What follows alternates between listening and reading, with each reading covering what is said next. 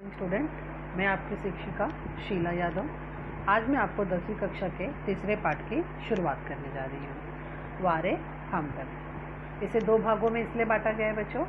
पहले भाग में आपको पूरा लेसन एक्सप्लेन किया गया है और दूसरे भाग में स्वाध्याय बताया गया है आपको।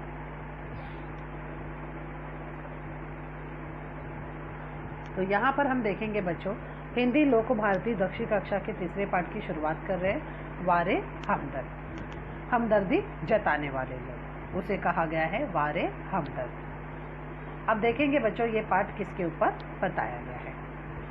उस दिन जब, सबसे पहले मैं पैराग्राफ पढ़ रही हूँ। उस दिन जब पूंजीवादी और समाजवादी अर्थव्यवस्था, पूंजीवादी और समाजवादी को अंडरलाइन करिएगा, अर्थव्यवस्था पर भाषण सुनकर आ रहे थे, मैं यानी लेखक, तो सामने से एक कार आ रही थी। भाषण के प्रभाव से मेरी साइकिल को अधिक जोश आया या कार को गुस्सा अधिक आया, यह निश्चित रूप से नहीं कह सकता, किंतु मेरी साइकिल और वह कार देखते हुए आपस में जा भिड़े। मैंने खामखा पूंजीवादी और समाजवादी के झगड़े में टांग अड़ाई, फलस्वरूप मेरी टांग टूट गई। दुर्घटना के बाद आज भी इंसानियत कायम है, यह सिद्ध करने के लिए कुछ लोग मेरी तरफ डोले।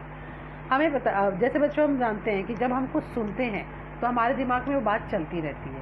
उसी प्रकार यहाँ पर लेखक भी जब भाषण सुनकर आ रहे थे तो साइकिल चलाते हुए उनके दिमाग में वही बात चल रही थी और अचानक से सामने से कार आकर दोनों का एक दूसरे से टक्कर हो जाता है, जिसमें लेखक गिर जाते हैं और लेखक की एक टांग फ्रैक्चर हो जाती है। हालांकि लेखक के गिरते ही लेखक बेहोश हो जाते हैं और जब लेखक की आँख खुलती है तो वो अपने आप को अस्पताल में पाते हैं। आँख खुली तो, सेकंड पैराग्राफ, आँख खुली तो मैंने अपने आप को एक बिस्तर पर पाया। इर्द गिर्द कुछ परिचित अपरिचित चेहरे खड़े थे।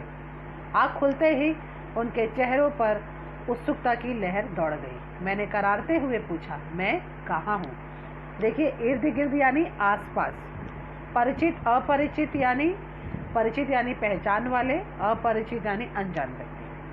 लेखक ने जब आँख खोली बच्चों तो उन्होंने अपने आप को अस्पताल में पाया और देखा कि उनके आसपास कुछ पहचान वाले लोग हैं और कुछ अनजान लोग हैं। लेखक को ये देखकर लगा कि आज भी संसार में इंसानियत कायम है, यानी एक्सीडेंट होने के बाद कुछ अनजान लोगों ने उन्हें अस्पताल पहुंचाया। इसका अर्थ ये है बच्चों कि आज भी इंसानियत कायम है। हम देख रहे हैं बच्चों कि आज ऐसे शहर में लोग किसी की मदद नहीं करना चाहते, लेकिन अभी भी कुछ लोग ऐसे हैं बच्चों जो मदद करते हैं और ये ज़रूरी है कि हमारा कर्तव्य है कि हमें लोगों की मदद करना चाहिए। आप सार्वजनिक अस्पताल में प्राइवेट वार्ड में हैं, आपका एक्सीडेंट हो गया है। प्राइवेट वार्ड को बच्चों अंडरलाइन करिए, सार्वजनिक अस्पताल को अंडरलाइन करिए। सिर्फ पैर का फ्रैक्चर हुआ है और पैर का फ्रैक्चर को अंडरलाइन करिए। अब घबराने की कोई बात नहीं। एक चेहरा इतनी तेजी से जवाब देता है, लगता है मेरे होश आने तक वह इसीलिए रुका रहा। जब मैं अपनी टांगों की ओर देखता हूँ, मेरी एक टांग अपनी जगह पर सही सलामत थी और दूसरी टांग रेत की थैली के सहारे एक स्टैंड पर लटकी थी। मेरे दिमाग में एक नए मुहावरे का जन्म हुआ बच्चों।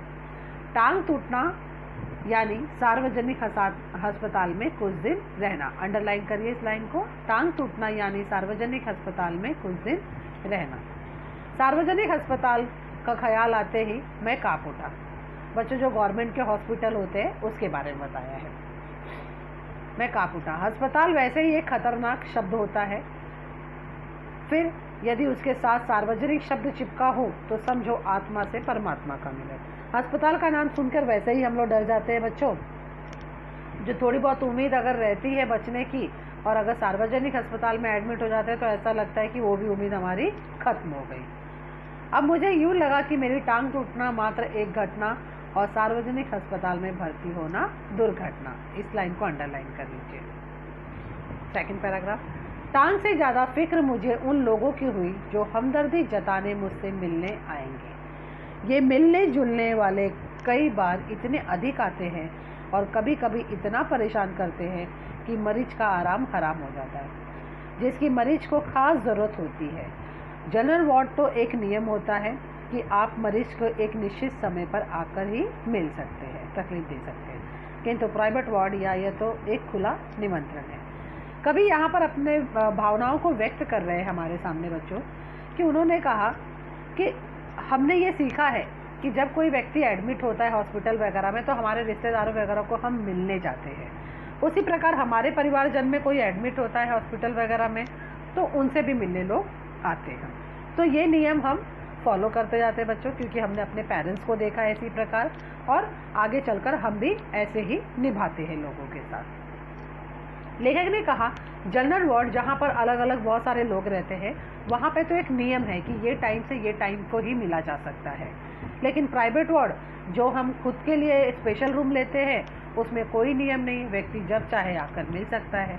इसका अर्थ ये हुआ कि हम खुद ही सामने वाले को निमंत्रण दे रहे हैं, इनविटेशन दे रहे हैं कि आकर मुझे परेशान करो। तो ये गलत है बच्चों, क्योंकि समय को अगर हम जो समय दिया गया है वो समय पर हम मिलने जाएंगे तो पेशेंट जो है वो आराम कर सकता है। हमें पता है कि पेशेंट को आराम की बहुत ज़रूरत है, तो उन्हें हमें दवा खाकर सोने देना चाहिए, आराम करने देना चाहिए, ना कि कोई भी समय हमें पहुंच जाना चाहिए। देखिए इस पैराग्राफ को पढ़ रही हूँ, कंटिन्यू है इस पैराग्राफ का।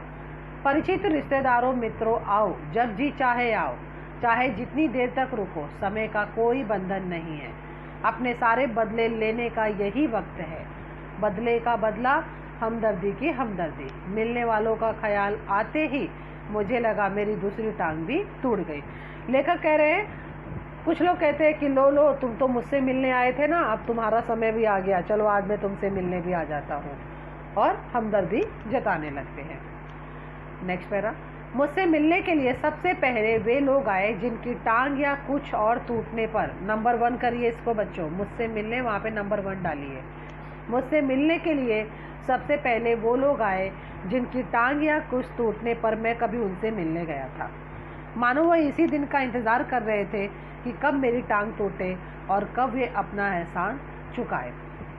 इनकी हमदर्दी में यह बात खास छिपी रहती है कि देख बेटा वक्त सब पर आता है।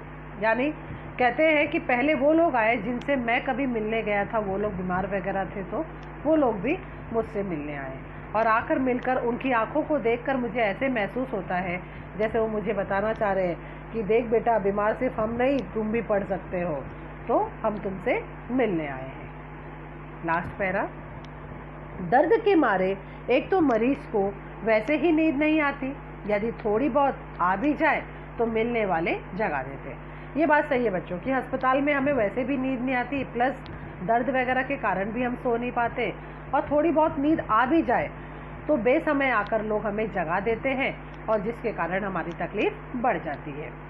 खासकर वो लोग सिर्फ औपचारिकता निभाने आते हैं, यानी कुछ ऐसे लोग हैं सिर्फ फॉर्मेलिटी निभाने आते हैं कि हम आ गए, तुमसे मिल लिए, लो हमने अपना काम पूरा कर दिया। इन्हें मरीज से हमदर्दी होती हुई ये सिर्फ सूरत दिखाने आते हैं, ये सिर्फ नाम का करने आते हैं कि हम आए थे तुमसे मिलने, लो हमने अपनी रिश्तेदारी निभा दी। तो ऐसी रिश्तेदारी का कोई अर्थ नहीं निकलता बच्चों। अगर आप किसी से मिलना चाहते हो तो दिल से मिलिए। ऐसे में एक दिन मैंने तय किया कि आज कोई भी आए मैं आंख नहीं खोलूंगा। लेखक ने आज सोच लिया था कि आज कोई भी आए मैं आंख नहीं खोलूंगा, देखता हूँ क्या होने वाला है। लेखक ने कहा कि मैं सोने का आज नाटक करूंगा, चुपचाप पड़ा रहूंगा। ऑफिस, अभी देखिए यहाँ पे नंबर 2 डालिए, ऑफिस के बड़े बाबू, नंबर 2, ऑफिस के बड़े बाबू यानी वहाँ के मालिक लेखक से मिलने आए हैं। ऑफिस के बड़े बाबू आए, मुझे सोया जानकर वापस जाने के बजाय वे सोचने लगे कि यदि मैंने उन्हें नहीं देखा तो कैसे पता चलेगा कि वे मिलने आए थे। अतः उन्होंने मुझे धीरे धीरे हिलाना शुरू किया। फिर भी जब आंखें नहीं खुली तो उन्होंने मेरी टांग के टूटे हिस्से को जोर से दबाया, और मैंने दर्द के मारे कुछ चीखते हुए जब आँख खोली तो वे मुस्कुराते हुए बोले, कहिए अब दर्द कैसा है। देखिए बच्चों, जब ऑफिस के बड़े बाबू आए, हालांकि आप जानते हो कि लेखक ने उस दिन सोच लिया था कि आज कोई भी आएगा तो मैं आँख नहीं खोलूँगा। अब यहाँ पर बड़े बाबू यानी ऑफिस के मालिक मिलने आते हैं, तब लेखक अपनी आँख बंद करके सो रहे हैं। अब बड़े बाबू हमारा क्या करता है बच्चों कि अगर हम गए और पेशेंट सो रहा है तो हम उसे उठाए नहीं, कुछ समय वहाँ बैठकर हम चले जाए। लेकिन बड़े बाबू ने ऐसा नहीं किया। बड़े बाबू ने सोचा मैं उससे मिलने आया, उसे पता नहीं चलेगा तो क्या फ़ायदा मेरा आने का यहाँ पर, एक काम करता हूँ उसको उठाता हूँ। धीरे धीरे उनको हिलाना शुरू किया, लेकिन लेखक ने सोचा था कि आज वो उठेंगे नहीं। फिर धीरे धीरे उनको हिलाने लगे ताकि लेखक को पता चले, भाई मैं तुमसे मिलने आया हूँ, मैं तुम पे उपकार कर रहा हूँ मिलकर। जब लेखक ने आंख नहीं खोली तो जिस जगह पर चोट लगी है बच्चों, उस जगह पर दबाकर उन्होंने कहा, बताओ दर्द कैसा है। आप ही कहिए बच्चों, अगर हमें चोट लगी है और उस स्थान को दबाकर कोई हमसे पूछे कि बताइए आपका दर्द कैसा है, तो क्या वो व्यक्ति आपका अपना है? नहीं, वो व्यक्ति आपका अपना नहीं है, क्योंकि वह आपके दर्द पे और भी आपको तकलीफ दे रहा है। तो ऐसे लोग भी संसार में हैं बच्चों, जो दिखावा करने की हद कर देते हैं। चलिए आगे देखते हैं बच्चों। मोहल्ले अपनी फुर्सत से आते हैं। उस दिन जब सोनाबाई अपने 4 बच्चों के साथ आई, और नंबर 3 करिए बच्चों इसको, उस दिन जब सोनाबाई, हाँ नंबर 3, ये 3rd पर्सन जो उनसे मिलने आ रहे हैं। उस दिन जब सोनाबाई अपने 4 बच्चों के साथ आई तो मुझे लगा कि आज फिर कोई दुर्घटना होगी। आते ही उन्होंने मेरी ओर इशारा करते हुए बच्चों से कहा, ये देखो चाचा जी। उनका अंदाज कुछ ऐसा था जैसे चिड़ियाघर दिखाते हुए बच्चों से कहा जाता है, देखो ये बंदर। अब सोनाबाई अपने 4 बच्चों के साथ लेखक से मिलने आई है बच्चों। अब वहाँ पर आते ही वो लेखक को इस प्रकार दिखा रही है, जैसे हम जू में जाके कहते हैं ना, देखो वो बंदर है, वो शेर है। तो लेखक को भी ऐसा महसूस हो रहा है कि मैं बंदर की तरह हूँ और ये बच्चों को घुमाने के लिए लाई है। हालांकि हम सब जानते हैं बच्चों कि अस्पताल में बच्चों को लेकर नहीं जाना चाहिए। बच्चे खेलने लगे, एक कुर्सी पर चढ़ा तो दूसरा मेज पर। अंडरलाइन कर लीजिएगा बच्चों, ये आंसर है। सोनाबाई की छोटी लड़की दवा की शीशी लेकर कथकली डांस करने लगी। रप रप की आवाज ने मेरा ध्यान भटकाया। क्या देखता हूँ कि सोनाबाई का एक लड़का मेरी टांग के साथ लटक रही रेत की थैली पर बॉक्सिंग की प्रैक्टिस कर रहा है। हम जानते हैं बच्चों कि जब पैर वगैरह फ्रैक्चर होता है तो डॉक्टर इसी प्रकार करते हैं कि पैर को ऊपर की तरफ लटकाते हैं ताकि हड्डी का लेवल बराबर रहे, और उसे एक रेत की वजन थैली से लटकाया जाता है ताकि हड्डी मुड़े नहीं। अब यहाँ पे वो बच्चा उसके साथ बॉक्सिंग कर रहा है। अब बच्चों को क्या पता कि उन्हें क्या करना चाहिए बच्चों, इसलिए कहा जाता है कि बच्चों को अस्पताल में लेकर नहीं जाना चाहिए। एक तो पहला, बच्चों को नुकसान पहुँचता है। दूसरा, बच्चों को नहीं पता कि वहाँ पर मस्ती नहीं करनी चाहिए, और उन्हें ये भी नहीं पता कि वहाँ पर जोर से बातें नहीं करना चाहिए। तो इससे क्या हो सकता है, पेशेंट को तकलीफ हो सकती है, और अस्पताल में और भी पेशेंट होते हैं बच्चों जिनको उनसे तकलीफ हो सकती है। इसलिए हमें अस्पताल में बच्चों को लेकर नहीं जाना चाहिए। सोनाबाई ने, अब यहाँ देखो, मैं इसके पहले कि उससे मना करता, सोनाबाई की लड़की ने दवा की शीशी पटक दी। सोनाबाई ने एक पल लड़की को घूरा, फिर हंसते हुए बोली, भैया पेड़े खिलाओ, दवा गिरना शुभ होता है। दवा गई, समझो बीमारी गई। इसके 2 घंटों बाद सोनाबाई गई, यह कहकर कि फिर आऊंगी। मैं भीतर से कांप गया। अब देखिए, अब उस बच्ची ने क्या किया बच्चों, कांच की बोतल गिरा दी। हालांकि वो बच्चे, उनको क्या पता कि क्या करना चाहिए। जब बच्ची ने कांच की बोतल फोड़ दी दवा की, तब माँ अपने बच्चों की गलतियों को छुपाने के लिए कुछ ना कुछ तो बहाने करती है। यहाँ पर भी सोनाबाई ने वही बहाना किया कि दवा गई, समझो बीमारी गई।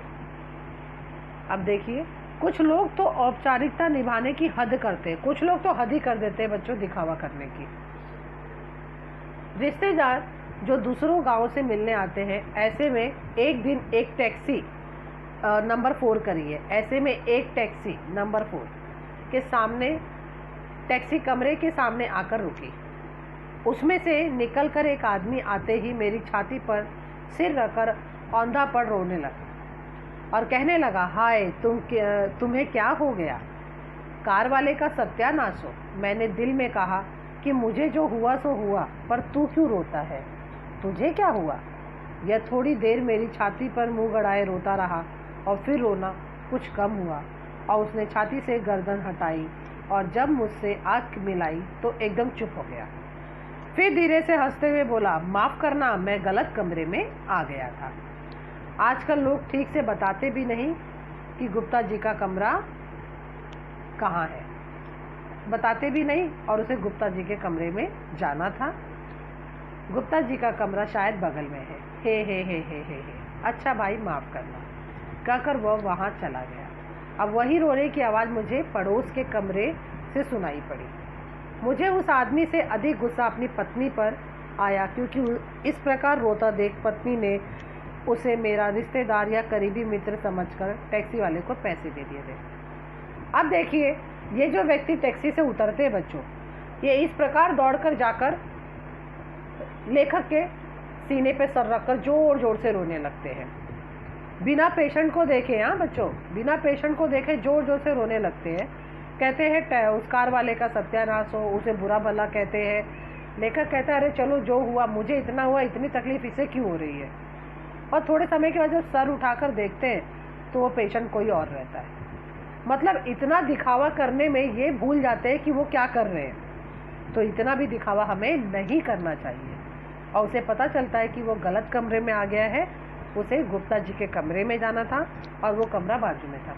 अच्छा, एक बार आपने रो लिया बच्चों, तो तुरंत आपको रोना फिर से आएगा क्या? नहीं आता, क्योंकि वो भी एक ही समय है कि जब आपको बहुत दुख होगा तब आप रोओगे। बार बार आंसू थोड़ी ना गिरेंगे। और ठीक वही नाटक उसने जाकर बाजू के कमरे में किया। तो ऐसे लोगों से अगर हम दूरी रहे तो अच्छा है बच्चों, क्योंकि दिखावे की ये इन्होंने तो हद ही पार कर दी। देखिए, हमदर्दी जताने वाले में वो लोग जरूर आएंगे जिनकी हम सूरत भी नहीं देखना चाहते। हमारे शहर में एक कवि है, श्री लपकानंद। नंबर 5 करिए बच्चों इसको, श्री लपकानंद के पास। उनकी बेतुकी कविताओं से सारा शहर परेशान है। मैं अक्सर उन्हें दूर से देखते ही भाग खड़ा होता हूँ। जानता हूँ जब भी मिलेंगे 10-20 कविताएं पिलाए बिना नहीं छोड़ेंगे। एक दिन बगल में झोला दबाए आ पहुँचे। आते ही कहने लगे, मैं तो पिछले 4-5 दिनों से कवि सम्मेलन में अति व्यस्त था।